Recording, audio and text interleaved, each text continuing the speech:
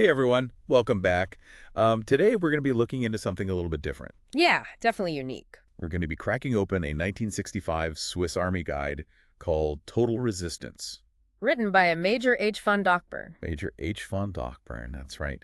And now, before you think this is just some, you know, dusty Cold War relic, Lost to the sands of time. yeah, lost to the sands of time, stick with us because it gets really interesting, I promise you. Oh, absolutely. This is basically a handbook on how a population can resist occupation. Even if they're facing, a technologically superior enemy. Right, exactly. You- This is a very relevant topic, I think. Oh, absolutely. Hmm. The concepts and the ideas, Even though it's from 1960. even though it's from 1965, are very much applicable today. So what's fascinating to me about this guide is it's not just focusing on military tactics. Right. It really dives deep into how to leverage every resource, every profession, every single individual in a society That make life to make life very difficult for an occupying force. miserable for an occupying force. So it's not just about hiding out in the woods and, launching attacks. No. It's a much broader approach. So this total resistance, what does that really mean? Well, it emphasizes the importance of a multifaceted approach. Okay. It talks about having organized guerrilla units Yeah. working alongside a civilian resistance movement. Huh. So you've got these two elements. So like a parallel society almost. Exactly, a parallel society dedicated to, disruption and defiance. Now that sounds pretty fascinating. But I mean, how does a resistance even get organized under occupation? Well, that's what's really interesting is that the guide goes into a surprising amount of detail about that. Really? It talks about how to recruit, how to train, Oh, and even how to get equipment and supplies where would they even get that stuff? I mean, through unconventional means. unconventional. Like what? They talk about converting personnel from other professions to the resistance. Interesting. They talk about scavenging from the enemy forces. Oh. And they even talk about things like carrier pigeons for communication. Carrier pigeons. Mm. Now that's pretty old school. It is, but, Actually, for 1965. even in 1965, I was a little bit old school, but it speaks to the adaptability Right. and the resourcefulness that's really crucial for a resistance movement. They have to think outside the box. Absolutely. Yeah. Especially when you're facing an enemy with superior resources. Yeah. And one of the things that they stress in this guide is the need for converting personnel. Yes. And they're talking about transforming people from all walks of life Right. into resistance fighters, Right. doctors, teachers, postal workers. It's the idea that It's this idea that everyone has a role to play. everyone has a role to play. Exactly. And not just about fighting in the sense of like, picking up arms. Right. They also talk about the importance of intelligence gathering, sabotage, spreading information, protecting fugitives. It's turning an entire population into a force multiplier. It's almost like they're advocating for creating like a shadow government Mhm. that's operating in secret right under the enemy's nose. Yep. Keeping the flame alive. They even talk about things like setting up clandestine printing presses and broadcasting radio programs. These are essential components of resistance. It's really fascinating. Right. And they talk about the psychological aspect, Oh, absolutely. maintaining a sense of hope and defiance, even in the darkest of times, Because the enemy will constantly be trying to break you psychologically. and control the narrative. Control the narrative, absolutely. Well, let's get into the actual tactics that are outlined in Total Resistance. Yeah. I'm assuming it's not just about brute force. Oh, no, not at all. The guide recognizes that a technologically superior enemy Right, can't be defeated through conventional means. right. It's about using guerrilla warfare Okay. to disrupt, to Y- delay, yeah. to demoralize the enemy. Make the occupied territory. Make it as hostile and as unpredictable as possible. So give us some examples of the types of tactics. Well, they really emphasize secrecy and deception. They talk about using misleading rumors to confuse the enemy, Very interesting. carefully choosing the timing and location of attacks, Okay. and even using seemingly harmless activities as cover for operations. It's like a spy movie. It is. It's very cloak and dagger. One of the things they talk about, too, that I thought was pretty fascinating was using air rifles to disable enemy vehicles. Silently taking them down. Yeah, that's pretty interesting.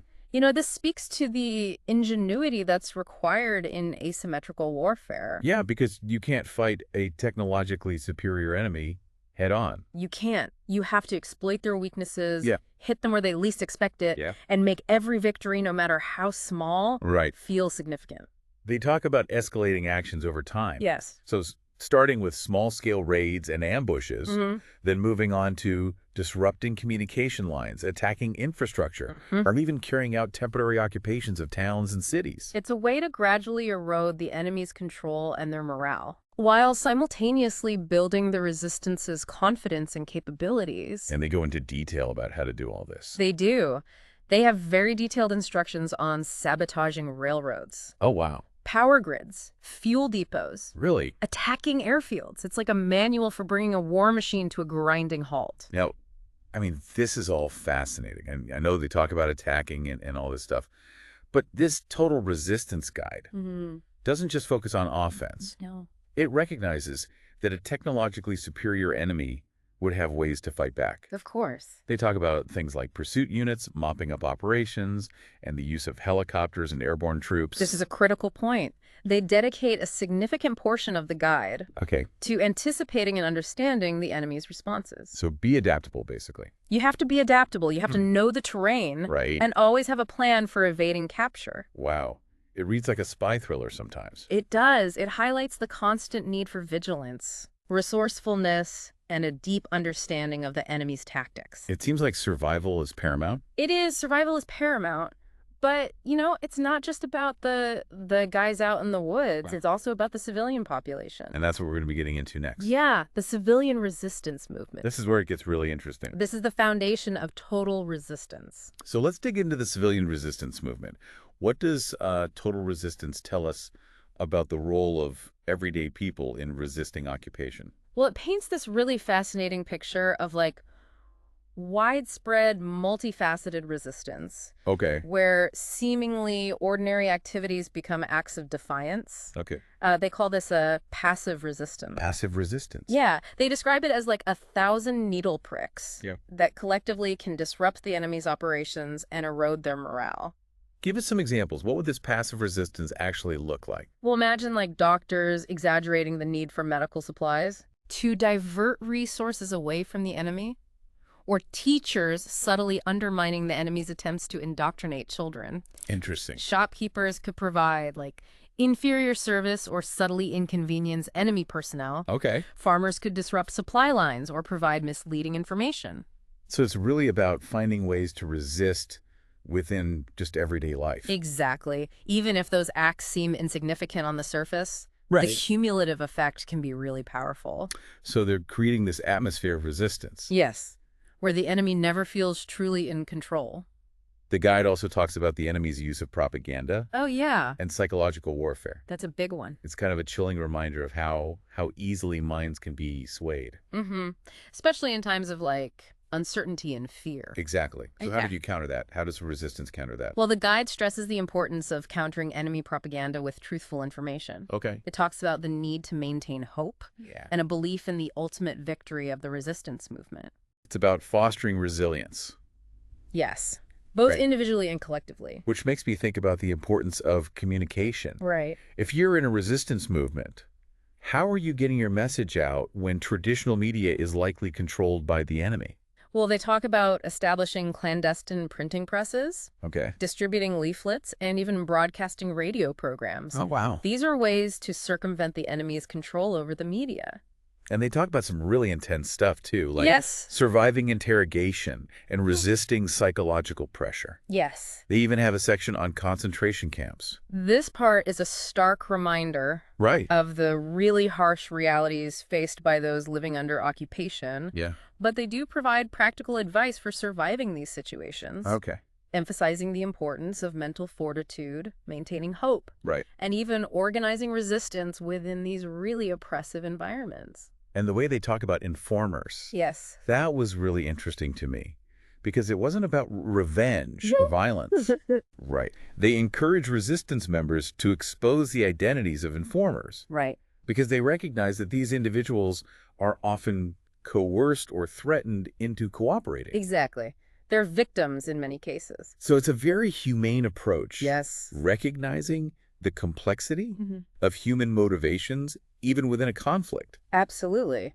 They also highlight the need for intelligence gathering, Yes. understanding the enemy's tactics. And knowing who you can trust. Right, exactly. And they have a whole section dedicated to what they call street smarts for survival. Oh, yes. It's basically a handbook for how to navigate daily life under an oppressive regime. It covers things like how to behave during street checks, Okay. how to dispose of incriminating materials, Oh, wow. and even how to recognize signs of surveillance. It's all about awareness. Yes, constant vigilance and awareness of your surroundings. And then in the final part of Total Resistance, it really shifts gears. It does. It talks about the eventual goal of a general uprising. The big push. Time to coincide with the enemy's weakness. Exactly. It's about choosing the right moment to strike. And this is where they focus on the importance of city fighting. Yes. They talk about the need for prepositioned resources, the construction of strong points, and really utilizing every advantage the urban environment has to offer. They even give detailed instructions on building anti-tank obstacles. Really? Using things like streetcars, heavy vehicles, rubble from demolished buildings. Wow.